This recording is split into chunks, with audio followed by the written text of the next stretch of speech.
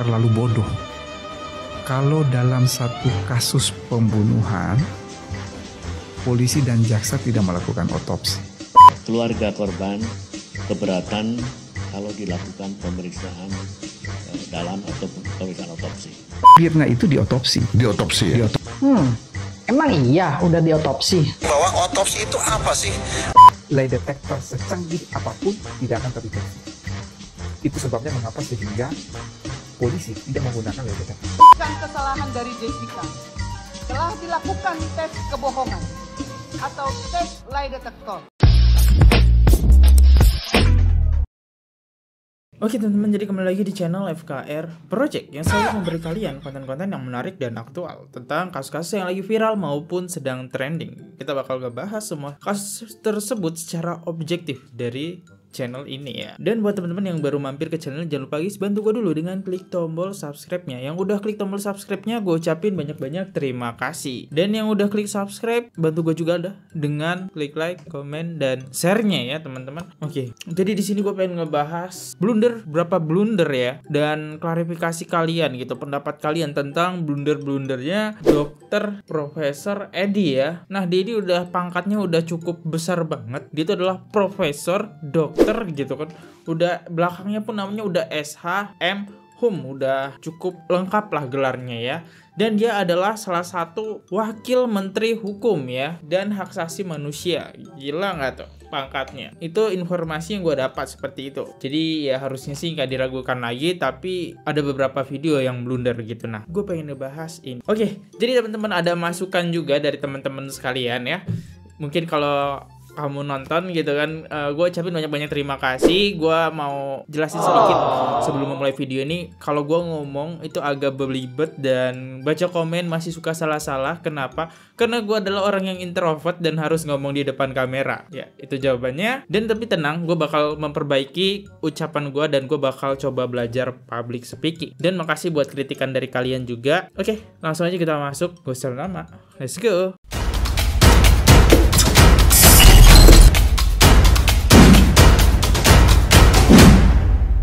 Blunder yang pertama adalah Profesor Edi lupa fakta persidangan. Siapa yang terlalu bodoh dilarang ketawa.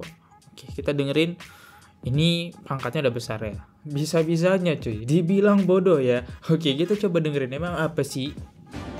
Bahkan bahasa kasarnya ini terlalu bodoh. Kalau dalam satu kasus pembunuhan, polisi dan jaksa tidak melakukan otopsi. Pada waktu pemeriksaan penyidik juga menjelaskan. Oke, bentar. Polisi dan jaksa. Oke, pada waktu itu 2016 dia menjadi jaksa. Dan dia mengklarifikasi ketika seseorang jaksa tidak ada otopsi, berarti itu tidak ada kejahatan ya. Jadi itu gak perlu dipertanyakan gitu. Oke, dia udah mengklarifikasi itu. Ketika tidak ada otopsi berarti kasus ini gak bisa diangkat. Karena berarti itu gak ada kejahatan. Karena gak ada barang bukti ya. Oke, terus kenapa nih munculin video ini? Satu hal lagi tambahan yaitu bahwa pada waktu itu keluarga korban keberatan kalau dilakukan pemeriksaan dalam atau pemeriksaan otopsi. Keberatan untuk dilakukan pemeriksaan dalam atau pemeriksaan otopsi. Dan kemudian antara penyidik dan keluarga korban melakukan diskusi dan kemudian mereka membuat keputusan kalau itu paling tidak mengambil atau dilakukan tindakan pengambilan sampel untuk pemeriksaan toksikologi. Sementara dari kami. Oke, tadi dibilangin dari ahli forensiknya sendiri kami tidak melakukan otopsi karena keluarga tidak yang setuju. Lah, kok jaksa bisa bilang otopsi tadi? Berarti no otopsi, nggak ada kejahatan. Mungkin rekan kami. Silakan.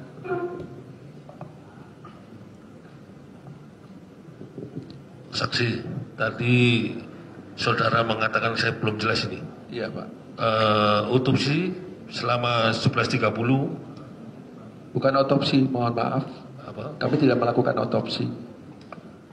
Pemeriksaan lambung. Iya, pemeriksaan lambung. Sampai jam berapa itu? Bahkan bahasa kasarnya ini terlalu bodoh. Terlalu bodoh. Terlalu bodoh. parah banget yang buat konten. Kok bisa ya? Terus persidangan itu diangkat loh, pertanyaan gue. Itu gak ada otopsi, tapi tetap dilanjutkan ya persidangannya. Oke, ini bukti yang pertama dibongkar oleh netizen. Edi, ups, ternyata CCTV itu di jam yang sama, bukan 3 hari sebelumnya. Oke, kenapa ini? Orang tuanya kan? Seperti itu kan? Ini yang saya potong. Jessica itu datang ke Oliver Cafe bukan pada hari itu saja. Beberapa hari sebelumnya juga dia sudah datang. Itu terlihat jelas mengapa saya sampai melihat 9 CCTV-nya nggak ada. Ada 9 CCTV. Jadi dia datang bukan pada saat hari dia mau mengeksekusi Mirna, tidak. 3 hari sebelumnya itu pun dia sudah datang. Ini belakangan. Oke, kita bedah lagi omongan dia. Mirna pernah datang. Oke, Mirna pernah datang dan mempunyai 9 CCTV. Oke, kalau Mirna pernah datang, berarti dia udah tahu dong bentuk sedotan di Cafe Oliver. Tapi kan ini gak bisa ngebantah ya. Yang nyaranin Cafe Oliver itu adalah Hani ya teman-teman. Yang belum tahu ngikutin kasusnya karena gue ada bongkar sendiri siapa itu Hani. Ternyata yang milih cafe itu Hani nyaranin 2 cafe ya, dan cafe yang terpilih adalah Cafe Oliver. Itu saran dari Hani. Gimana nih ya, kalau emang Jessica udah pernah ke sana, bisa jadi sih dia sudah merencanain, dia sudah tahu tempat-tempat lokasi, dia sudah tahu posisi kamera. Oke, kita lihat apa nih lanjutannya. Anda bilang bahwa 3 hari sebelumnya Jessica udah datang loh ke cafe itu. Itu yang kemudian kemarin saya sempat konfirmasi juga dengan teman-teman di Polda, karena seingat saya waktu itu kan diperlihatkan dan kemudian saya konfirmasi juga ke Pak Krisnamurti mengenai yang saya katakan, karena waktu itu kan CCTV yang diberikan kepada saya itu ada 9 dan kemudian saya melihat jam-jamnya itu. Saya sempat melihat bahwa mengenai tanggal, itu kan kejadian tanggal 6 Januari. Itu kalau saya tidak salah ingat, saya sempat melihat yang tanggal 3 Januari. Karena kemudian kan CCTV yang itu tidak hanya pada hari itu saja, tapi beberapa waktu sebelumnya. Itu saya konfirmasi kemarin mengenai CCTV yang saya lihat itu, apakah itu pada satu hari yang sama ataukah pada hari yang berbeda. Konfirmasi dari penyidik yang waktu itu menangani, itu ternyata memang pada hari yang sama memang. Jadi jamnya saja yang berbeda. Jadi ini dikoreksi pernyataan tersebut. Jadi bukan hari yang beda. Oke, ini yang kedua netizen ngebongkar lagi ya, akhirnya dia masih mengakui kesalahan. Tapi ini cukup fatal sih ya. Kok dia bisa bilang kayak gitu? Apalagi ini dia adalah jaksa ya dulunya gitu. Saksi ahli gitu. Ini cukup fatal sih, harus dia bisa bilang kayak gitu. Next. Ready. Nah, dia mengutarakan sempat bahwa dia bilang ada satu kejadian dia yakini adalah si yang dianggap pelaku itu ya Jessica itu datang ke lokasi sebelum kejadian. Dia yakini banget di suatu podcast, dia yakini banget. Memang itu beginilah gitu ya. Dia masuk sebelumnya dia bilang katanya dia yakini dan saat itu yakin. Ya, saat itu yakin bahwa itu udah pernah hadir. Kemudian terbukti ternyata tidak, dia belum pernah hadir ke sana. Si Jessica-nya itu hadirnya pada hari ya. Cuma beberapa jam sebelumnya kemudian balik lagi. Bukan beberapa hari sebelumnya. Ya. Dan kemudian Profesor Edi-nya ini mengutarakan, ya itu setelah itu saya salah lihat gini. Direvisi. Nah, direvisi. Udah dikoreksi. Saya salah lihat. Itu bukan pernyataan hukum tuh. Itu yang saya bilang. Itu yang gue bilang. Itu bukan pernyataan hukum demi hukum kepada orang hukum. Nah, kalau dia sebagai orang hukum ngomong demi hukum dan kepada orang hukum, nggak ada kata-kata saya kira. Iya, nggak ada kepake kayak saya kira, nggak boleh saya kira. Jadi pernyataan di situ adalah yang diajukan kepada dia, yang ditayangkan pada gelar perkara, tayangkan pada suatu kejadian ada seperti ini. Berarti ada orang yang melaporkan kejadian pada tanggal sekian jam sekian dia sudah datang. Kemudian tidak datang, kemudian dia datang kembali. Nah, itu bukan saya kira cuma nonton, kirain dia, mukanya kayak dia, gua lupa. Iya, ayolah, gua bukan orang hukum. Itu profesor gaya gitu, bukan pemikiran orang hukum. Tetapi kalau dia tidak menyaksikan dan dia di sana sebagai saksi ahli misalnya, kemudian mungkin yang memberatkan ataupun meringankan, saat dia menyatakan dia dari situ pakai saya kira, gugur tuh Harusnya nggak boleh saya yakini kayak gitu. Saya kiranya itu nggak benar. Karena tidak ada pengutaran kayak gitu, dan kemudian hal itu biasanya terjadi pada gelar perkara. Ini profesor dan kemudian ngomong di publik lain, kalau dia nggak yakin, kenapa sih? Emang nggak boleh ya seorang profesor bilang saya nggak tahu? Jangan saya kira, lebih baik kalau nggak ingin tahu jangan pakai saya kira, saya tidak tahu. Selesai.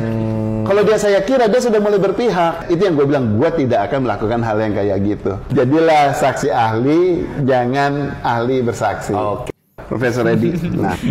Saksi ahli, jangan ahli bersaksi. Kalau nggak tahu ya ngomong aja toh ya. Kasihan Jessica, makin diberatin hukumannya. Prof Edi blunder lagi guys. Siapa Dr. Musafat? Definisi semakin banyak bicara semakin terbongkar, kayak kenal gitu peribahasanya. Oke, kita coba dengerin emang apa sih bedanya. Saya mau buktikan di dalam persidangan tidak pernah ada muncul nama ini. Dr. Musafat. Yang muncul karena Dr. Slamet dan melakukan revisum repertum di sini, Anda boleh baca. Mana? Tanda-tandanya mana? Oh, ini. Dokter pemeriksa sampel tadi itu. Ya. Saya nggak bilang otopsi ya. Jadi Siapa pertama aja itu? kita bilang dulu. Pertama dibilang no otopsi, no crime. Crime lagi. Okay? Crime. Seandainya pun, seandainya pun dikatakan umpamanya dia maksudkan ini diambil sampel doang, maka yang memeriksa itu bukan Dr. Musafat. Yang memeriksa adalah Dr. Arif Wahyono dan Dr. Slamet Purnomo. Itu dua-duanya hadir di persidangan. Satu yang hadir, Dr. Slamet. Ini yang melakukan. Nah, tiba-tiba ada muncul orang lain, siapa ini? Iyalah, cukup aneh gak sih teman-teman ketika lo ngadain sebuah acara, tiba-tiba muncul nama orang yang gak dikenal atau nama orang yang gak diundang. Tiba-tiba siapa ini? Agak aneh kan? Apalagi ini kasus di dalam persidangan yang cukup besar. Loh, kok bisa gitu? Seorang Prof Edi loh, profesor dokter loh, menyebutkan nama orang yang tidak ada dalam kasus tersebut. Oh, kita ngambil positif, mungkin lupa. Kan? Siapa tahu itu nama temennya gitu. Kalau ada, kenapa tidak masuk dalam berita acara? Saya bertanya. Kalau ternyata Dr. Musafat yang melakukan otopsi, tapi yang taken di sini dari Slamet, berarti frauds dong. Ini frauds dong. Kalau misalnya dikatakan bahwa ini timnya. Bagaimana? Timnya Dr. Musafat. Enggak lah, nggak mungkin lah. Misalnya ini harus ada namanya di situ. Harus ada di situ. Jadi nggak boleh nyatut gitu loh. Yang otopsi si A, saya bikin nama saya. Yang otopsi si B, nggak boleh nyatut. Nah, yang di sini jelas pemeriksa Dr. Slamet dan Dr. Arif. Kalau benarlah yang dikatakan mereka itu bahwa ada dokter lain yaitu Musafat yang memeriksa, berarti dokumen ini palsu. Anjay. Oke. Benar. Iya dong. Nah, oleh karena itu berarti saya bisa sudah patahkan Dr. Musafat tidak melakukan otopsi, tidak melakukan sampel. Karena dia tidak melakukan otopsi dan tidak melakukan sampel, maka confirmlah no otopsi, no crime. Oke. Terus no otopsi, no crime. Tidak ada otopsi, tidak ada kejahatan. Jadi mereka melakukan itu. Yang melakukan itu dipimpin oleh dokter Musafat. Gue udah tadi pengen ketawa terus, siapa jadi Dr. Musafat ini? Gak ada dalam berita acaranya gitu ya. Ya seakan-akan orang ngadain acara, terus tiba-tiba ada orang masuk. Minimal nih, ketika ada anggota pasti kan ada dong nama ketua, anggota segala macam ya. Di situ nggak ada, tapi ini blunder yang keberapa? Next. Sedang ramai belakangan ini ialah pernyataan Profesor Edi yang dianggap menjadi bumerang bagi dirinya sendiri. Bagaimana tidak, pernyataan Profesor Edi di film dokumenter Ice Cold Murder yang mengungkap gestur Jessica yang mendongak ke atas saat ditanya wartawan viral di media sosial. Oh ini yang mendongak ke atas itu ya, matanya ke atas. Ya kan orang mata ke atas itu siapa tahu mikir, gak mungkin mikir lo matanya ke bawah, terus mikir matanya ngelirik ke kiri. Kan kagak mungkin nih, ke kiri namanya tuh nyontek gitu. Kan aneh banget. Wakil Menteri Hukum dan HAM itu menuding jika Jessica sedang mengarang cerita. Namun, siapa sangka jika Profesor Edi sendiri juga melakukan hal yang sama saat tampil di podcast Denny Sumargo belum lama ini. Matanya ke kiri, lantas, seperti apa pakar matanya ke atas. Berbohong nih berarti. Matanya ke atas, guys. Berbohong. Ada aja ya ketemu Presi menanggapi hal tersebut. Benarkah pernyataan Profesor Edi merupakan sebuah keblunderan? Jadi waktu itu Jessica ditanya oleh reporter dari salah satu stasiun TV. Ya. Dia menjawab reporter stasiun TV itu, dia tidak menatap reporter itu, tapi dia melihat ke atas. Sama kayak Anda. Saya mempelajari paralinguistik dalam teknik penyidikan. Ketika seseorang itu ditanya, kemudian dia melihat ke atas, itu seakan-akan sedang mengarang suatu cerita. Kalau lihat-lihat sih, jangan-jangan dia yang melakukan. Waduh, udah tertuduh lagi nih Jessica. Belum apa-apa di Netflix udah tertuduh lagi dia. Terus? Jadi, sebenarnya matanya ke atas. Tidak semudah itu mewawancarai seorang narapidana. Sebetulnya cukup bisa dimaklumi karena memang bukan keahliannya beliau kan. Jadi maksud saya makanya kan diperlukan orang yang memang di bidang itu untuk memberikan klarifikasi gitu. Keilmuannya namanya neurolinguistik. Itu hubungannya dengan bahasa, dengan pikiran manusia. Nah, kalau kita bicara tentang mata manusia ngelihat ke atas, itu cuman sederhananya penanda bahwa seseorang itu sedang berpikir secara visual. Artinya dia sedang di kepala dia itu lagi ingat sesuatu berupa gambar. Itu ke atas. Dan apakah kemudian menandakan bahwa seseorang itu berbohong? Jawabannya tidak, belum tentu. Bisa iya, tetapi itu perlu sebuah kalimat. Kasihan dong orang-orang yang lagi ingat-ingat ke atas, lagi ingat-ingat bayangannya gitu, membayangkan sesuatu tentang rumahnya, tentang istrinya, suaminya gitu, masa kemudian jadi bohong? Kan enggak gitu. Terlepas dari bahwa Jessica itu sudah didakwa bahwa dia salah dan sebagainya, oke, itu satu hal. Tetapi ketika seseorang sedang melihat ke atas, saya garis bawahi, itu belum tentu berbohong. Itu sederhana bahwa dia sedang mengingat-ingat sesuatu yang sifatnya gambar. Oh iya, benar-benar. Jadi matanya ke atas itu ingat Jessica sedang menggambarkan kejadian sebelumnya ya. Ini kok bisa gini seorang saksi dalam persidangan gitu. Kok bisa gitu ya. Dan menduga-duga lagi, menambah opini lagi ya. Next. Lah dadanya diambil sampel pada lambung, pada hati, pada empedu. Kalau bukan otopsi apa namanya? Mirna itu diotopsi. Diotopsi ya? Emang iya udah diotopsi? Bahwa otopsi itu apa sih?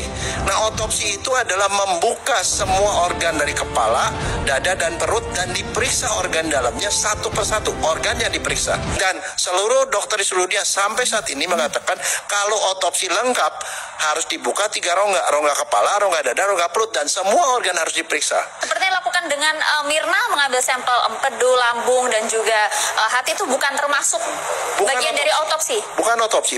Kalau tidak diperiksa otaknya, kita tidak tahu apakah di otaknya ada stroke apa enggak, Pak, misalnya. Parunya ada penyakit tertentu atau tidak, di jantungnya ada. Yang semuanya potensi untuk bisa bikin mati, Pak. Dengan hasil pemeriksaan ini, apa kesimpulan saudara? Matinya bukan karena cyanida, Pak. Jadi karena klaimnya itu mati karena diracun cyanida, pembuktiannya adalah harus diotopsi untuk mengetahui keberadaan racunnya. Kalau nggak ada otopsi, nggak ada sebab mati. Kalau nggak ada sebab mati, maka nggak ada yang bisa dipersalahkan.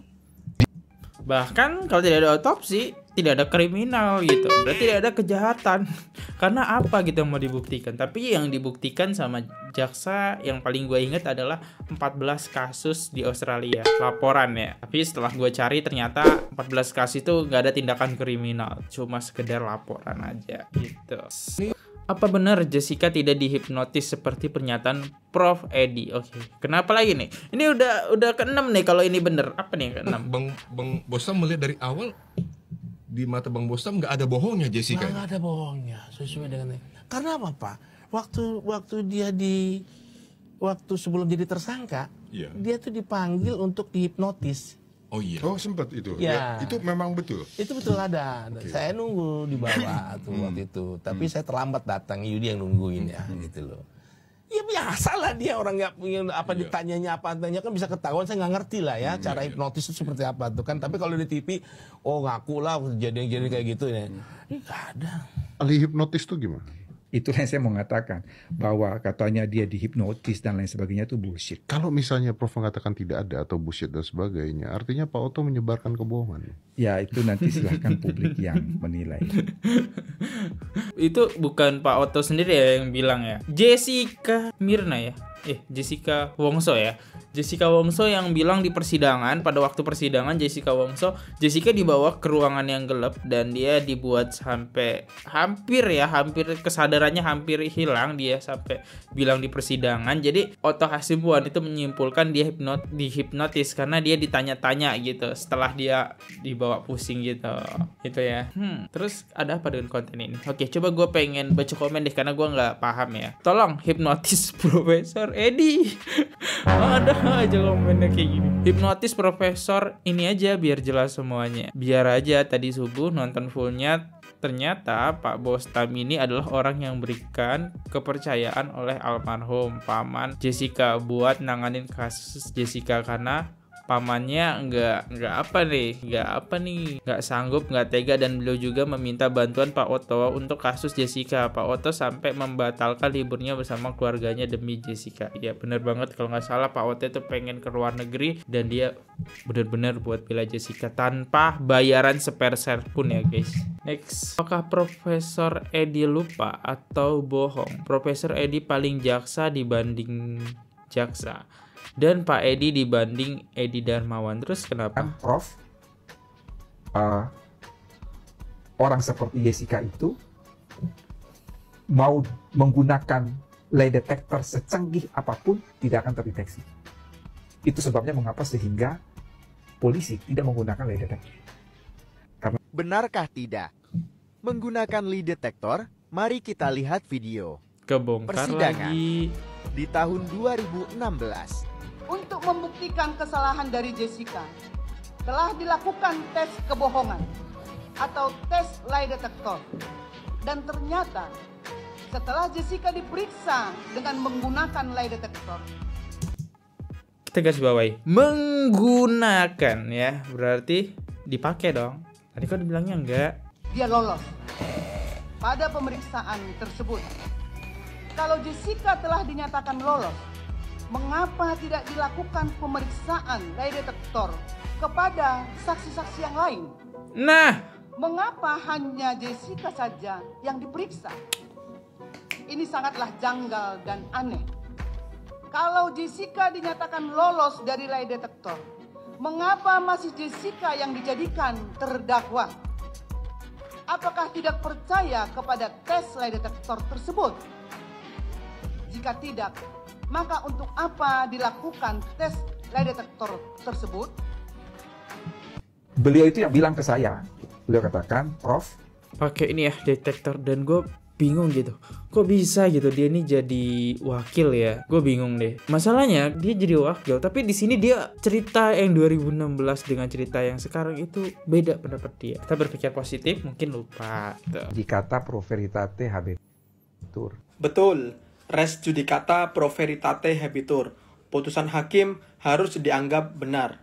Dalam kaidah agamanya, hukmul hakim yarfa'ul khilaf. Putusan hakim itu menyelesaikan masalah. Namun kaidah tersebut bukan berarti kita tidak boleh mendiskusikan kasus itu. Jangankan kasusnya, putusan hakimnya pun boleh saja untuk kita diskusikan dengan melakukan eksaminasi putusan untuk menilai secara akademik putusan hakim itu. Bukannya Prof. Edi juga pernah melakukan eksaminasi terhadap putusan hakim. Sebagai orang yang belajar hukum, boleh-boleh saja dong untuk kemudian kita menganalisa kasus tersebut sesuai dengan perspektifnya masing-masing. Oh, berarti kita boleh ya bahas kasus itu. Gue agak geri sih Bang tadi. Ternyata boleh ya. Dan kita bisa lihat foto belakang ini kayaknya anak-anak hukum nih aroma-aromanya ya. Oke, mantap Bang. Teruskan. 2 Edi menolak podcast bareng Otto Hasimbuan takut blunder lagi. Oke, kenapa nih? Kasihan Prof Edi ya. Semakin klarifikasi semakin salah gitu. Nih, kenapa Bang? Juga keluar lu Profesor Edi. Sejak saat itu 2 Edi menghilang dari oh ya bener juga ya. Setelah Profesor Edi beberapa kali podcast dan mengatakan bahwa 3 harinya Jessica itu tetap dia salah, hoax. Sejak saat itu tidak ada lagi podcast lanjutan gini. Ya, nah 2 Edi ini malah jarang sekarang kita lihat di podcastnya ya. Takutnya mungkin semakin banyak podcast makin salah ngomong gitu. Seperti kata Pak Utu ya. Selesai. Ini pengacara udah bingung. Orang mabok. Pak Utu udah mabok. Udah puyeng dia. Bang, lu nemu aja ngatain Pak Otto. Pak Otto mabok katanya guys. Pak Otto udah mabok, udah puyeng dia. Bukan saya ngeledekin dia mulu, habis saya kesel. Habis ngomongnya yang nggak bener mulu gimana? Kayaknya tuh cari ya, dibayar sih dibayar. Tapi nggak sampai begitu kali. Nanti ahli tuh akan runut dari mulai dia datang sendirian sampai dia duduk, dia keliling-keliling. Dia ngeliatin CCTV sampai dia ngeracun. Ini mau nyari pembunuhan apa mau nyari ad repertum? Kan gitu. Bego amat sih nih lawyer. Operasi gue nggak salah Pak. Nama besar loh. Mau nyarinya yang enggak gitu loh. Bego. Ya, jadi bayar sih tahu. Tapi jangan sampai kayak begitu. Iya namanya dibayar Pak. Profesional lah sedikit. Profesional, definisi kerja nggak dibayar ya kayak gini ya, kayak Pak Otto ya. Berarti bener-bener dia dari dulu serius ya nanganin kasus ini ya. Definisi kerja ikhlas nih, tanganin sampai sekarang guys ya. Kenapa nggak mau ya mereka berdua dipertemukan gitu kan, kayak seru gitu kan. Terus Pak Otto terus Pak Edi ketemu di podcast bareng kan. Jadi sidang kedua nih ya, sidang kedua gitu, melatih ego. Oke. No autopsy, no crime. Tidak ada otopsi, tidak ada kejahatan. Astagfirullahaladzim. Kenapa Bang? Astagfirullahaladzim. Profesor Edi atau sebagai Wamenkumham Indonesia kini diwawancara menyatakan salah satu dokter baru lagi, yaitu Dokter Musyafa. Gue udah hampir lupa Dokter Musyafa siapa. Diingetin lagi. Dulu ya, jaksa penuntut umum si Shandy juga menyatakan ada seorang dokter Amelia ya, gel dan sebagainya apalah. Namun semuanya itu hanya pernyataan dan tidak dihadirkan sebagai saksi ataupun bukti. Ya. Bentar. Shandy itu saudara kembarnya Mirna kan? Apakah saudara kembar Mirna Edi dengan Prof Edi dengan polisi-polisi di sana kerja sama? Dan juga Profesor Edi ini sudah melakukan kesalahan beberapa kali ya. Yang pertama kali mungkin di CCTV ya. Bapak menyatakan bahwa Sang Jessica ini 3 hari sebelumnya sudah ke Cafe Oliver, ya kan? Dan ternyata sekarang Sang Jessica ini sudah divonis dan sudah masuk penjara di lapas 7 tahun. Dan baru ketahuan Bapak ternyata salah lihat. Ya, ternyata itu di hari yang sama namun jamnya yang berbeda. Kok bisa gitu, Pak? Ya, maaf. Di otak kami sebagai netizen akan berpikir, kenapa bisa begitu? Padahal ini pengadilan sangat penting ini ya. Kok bisa salah? Penting. Kalau menurut aku pribadi ya sebagai netizen berpikir bahwa kemungkinan ini CCTV banyak disabotase. Yes. Makanya Bapak sendiri linglung dan bingung. Kalau itu menurut aku ya. Yang kedua mungkin adalah tentang mengenai lie detector. Bapak juga menyatakan bahwa tidak diadakan lie detector untuk Sang Jessica. Karena dengan Sang Jessica begini-begini, dengan lie detector sehebat apapun tidak akan bisa menembus. Tetapi kenyataannya di pengadilan sudah diadakan lie detector untuk Sang Jessica. Dan semuanya lulus, Pak. Dan bapaknya Mirna, Pak Edi Solihin, pada saat lagi di pengadilan ditanya hakim apakah masih memiliki bukti. Dia nyatakan sudah tidak ada. Namun pada saat dibangkar nih dengan PD, dia menjawab keceplosan. Dia masih mempunyai satu bukti yang bisa menjerat sang Jessica ini dihukum mati katanya. Namun dia tidak mau. Dia mau dia divonis masuk penjara dan biar dia sengsara. Pernyataan-pernyataan seperti ini yang membuat kami netizen semakin geram. Ya. Karena yang aku rasakan ini adalah berat sebelah. Dan ingat, kami netizen ini adalah wakil dari suara Tuhan, Pak. Dan dengan adanya pernyataan dari Profesor Edi ini, no otopsi, no crime. Tidak ada otopsi, tidak ada kejahatan. Perlu kita garis bawahi. Ya. Di mana ini merupakan satu titik terang ketika Dokter Slamet dihadirkan di ruang sidang dan dia menyatakan bahwa tidak dilakukan otopsi. Maka ini merupakan salah satu bukti yang kuat supaya Jessica cepat dilepas. No otopsi, no crime. Tidak ada otopsi, tidak ada kejahatan. Mantap bang. Nah, ya. Ini aja gue nggak bisa banyak bicara sih karena udah dihabisin semua materi gue sama abang ini gitu. Inilah yang pengen gue sampein, ini aja sih. Udah terjawab semua ya. Emang agak aneh ya. Oke, sebelum kita mengakhiri video ini, gue bakal baca komen-komen kalian di channel YouTube gue. Komen yang paling banyak like-nya bakal gue baca. Oke, kita cari komen-komen yang banyak like terbanyak. Pertama gue nemuin dari Tony4272. Terlepas dari apakah Jessica bersalah atau tidak, saya percaya dan yakin 100% penjelasan dari Dokter Jaya lah yang paling akurat karena beliau paling berpengalaman dan khususnya tentang cyanida. Anjay, menarik, benar-benar. Jadi kata Tony benar ya. Gue juga percayanya dari hasil otopsi gitu karena tidak dilakukan otopsi, dan Dokter Jaya juga curiga ya teman-teman sebenarnya. Cuma ya nggak di-up terus sama jaksa ya karena emang harus ditemukan gitu. Jadi yang salah ke Jessica. Kasihan Jessica. Apakah ada lagi komen di atas 9 teman-teman poinnya? Kita coba cari like-nya apakah. Oh ada nih di 25. Dari komen meong-meong. Kucing bukan nih. Oke, kita coba aja. Seharusnya Sandi itu yang harus berpikir. Kita bukan gak simpatik sama korban, tapi lihat bukti-bukti persidangannya. Jangan ikut-ikutan nuduh. Mirna saudara lo, Jessica temen lo. Jejak digital, mu aja ada. Kok seenak bilang yang dukung Jessica cuma karena nonton Netflix? Justru dari Netflix lah netizen jadi menggali lebih dalam, termasuk nonton persidangan dari awal. Widih. Betul meong-meong ini kita harus like dulu. Ada kucing komen guys. Walau next kita cari lagi apakah ada like terbanyak lagi di atas 9 teman-teman. Oke, habis ya. Ya, habis. Buat teman-teman makasih ya yang udah komen di sini, gue ucapin, dan mohon maaf gue nggak bisa bacain komen kalian semua. Ini untuk mempersingkat durasi ya teman-teman. Jadi gue ucapin banyak-banyak terima kasih yang udah komen, dan sebelum video ini gue pengen gue akhiri. Gue di sini paling undur diri dan gue pengen lanjutin nge-like dulu. Sampai jumpa di video viralnya. Jangan lupa komen yang paling banyak like-nya bakal gue bacain. Sampai jumpa di next video. See you.